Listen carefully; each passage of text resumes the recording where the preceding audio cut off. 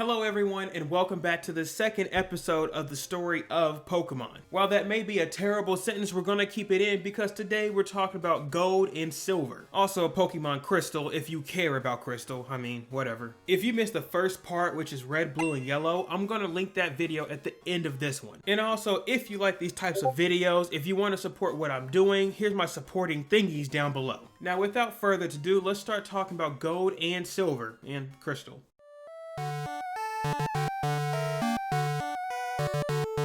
Now, I'll do my best not to repeat myself too much if you've seen the previous episode. But to get this over with, what is Pokemon? I'm sure you know. You live in a world where you capture creatures. These creatures can be friends, companions, or battle partners. Within the Pokemon games, you skip school, that way you can go on an adventure to complete a Pokédex. And usually during your adventure, you stop crying while you're completing your dex. You know, that's what every 10-year-old does, right? You are also tasked to beat the best trainers around, which are the gym leaders and the Elite Four. Now before I get too far, I do want to mention Pokemon Crystal. While this was not true in Pokemon Gold and Silver, Pokemon Crystal was the first game you can pick a female. Usually you'll play as a male protagonist named Gold or Ethan. However, for the first time in the series, you have a second choice, which is Lara. Now it may sound crazy that Pokemon took so long to give you this option, but 20 years ago, inclusiveness was not an issue. So ever since they gave you the option, mainstream Pokemon games have not looked back. But with that, you get the ideal of what Pokemon is. So now let's talk about the more important part, your starter Pokemon. During the beginning of every Pokemon game, you're gifted a starter Pokemon. These Pokemon can typically not be found in the wild, unless you're talking about new Pokemon generations where they just hold your hand and give you anything you want. When it comes to these Pokemon, you have the grass type Chikorita, the fire type Cyndaquil, and the water type Totodile. Now comparing these three to the last generation, this is the first generation and the only generation that does not have a dual typing. And I mean that for every single one of them. None of them have a dual typing. Now it is weird that Game Freak decided to make this decision when the other generation did not have this issue. This makes these starter Pokemon fairly weak compared to the others. Chikorita, your grass type Pokemon, is probably the weakest one of all. It seems that Chikorita and its whole line is meant to be a long staller Pokemon, but its stats and typing does not complement it whatsoever. Not to mention that its move pool is actually piss poor. If you want any type of move to try to cover its weaknesses, it needs to be an egg move. In other words, your starter Pokemon is just going to be useless. When it comes to Cyndaquil and Totodile, they do have one typing just like Chikorita, but their stats and move pools aren't as horrific. And overall, to be completely honest, you're better off picking one of these starters compared to Chikorita. Now listen, I'm not trying to slander Chikorita, but as a competitive or casual player, this is not the pick. You have several other grass type Pokemon in this generation and they're honestly just better. But these three starters overall are probably Pokemon's worst starters, period. Again, it's nothing against their design at all. It's just that their move pool and stats are horrific. But I don't want to banter too much, let's just move on. When it comes to the Pokemon in this generation, Generation 2 only brings 100 new Pokemon.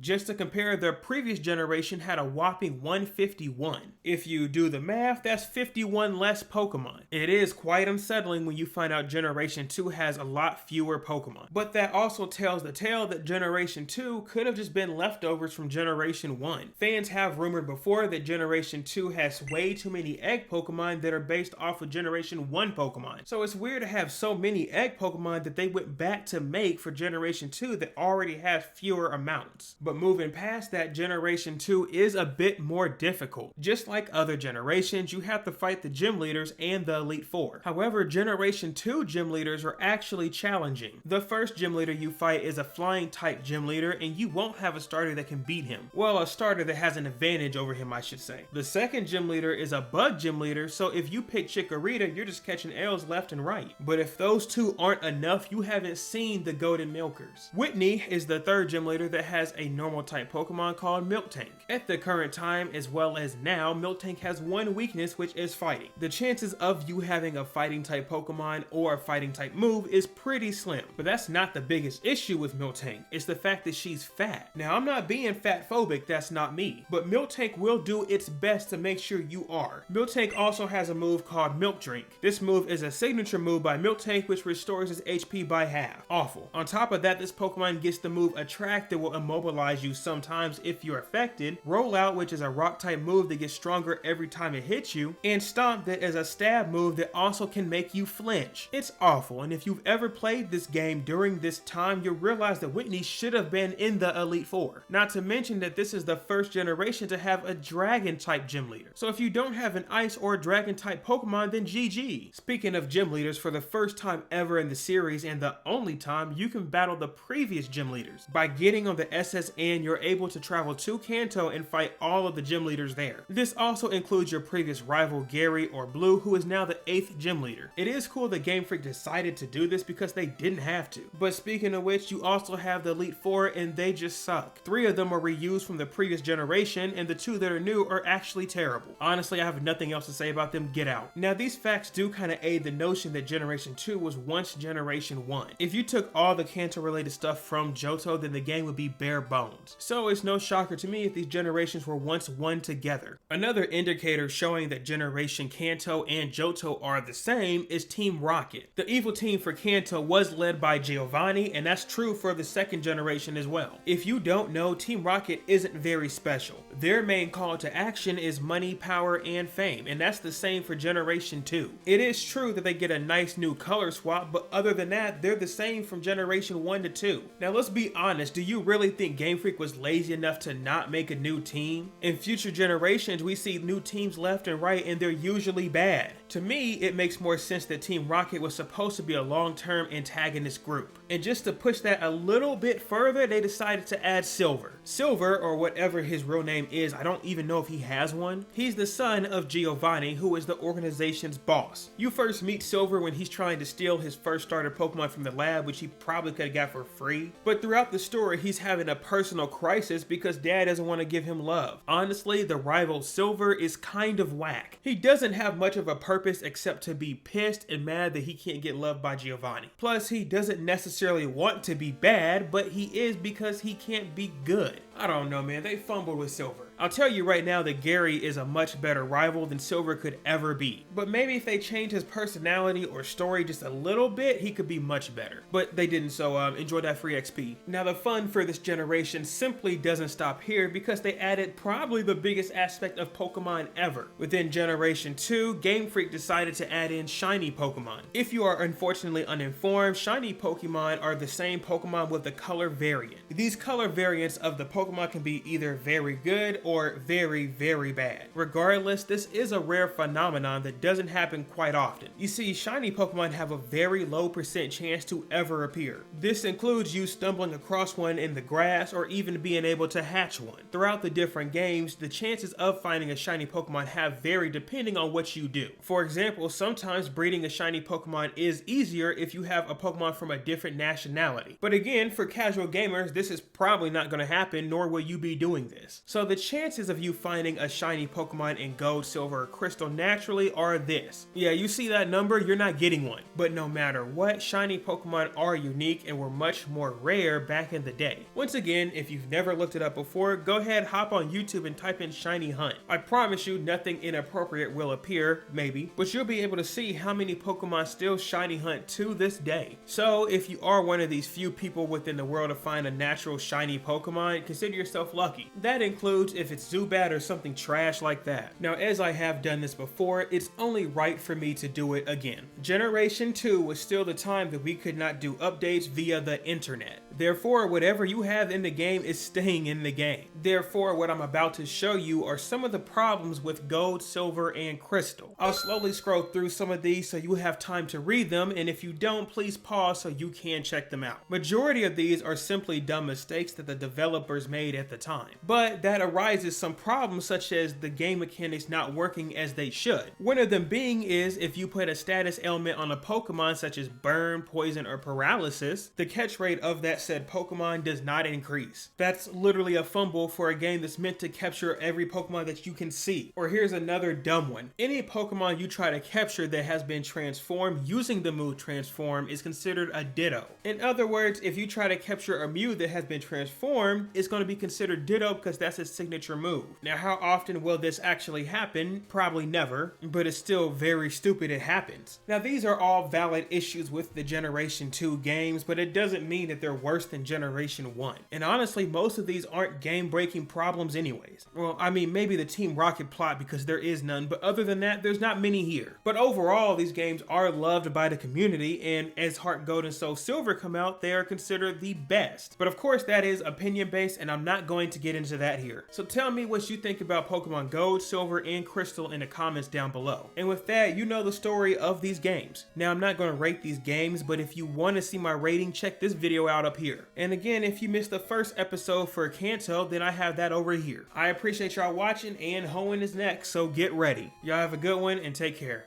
Peace.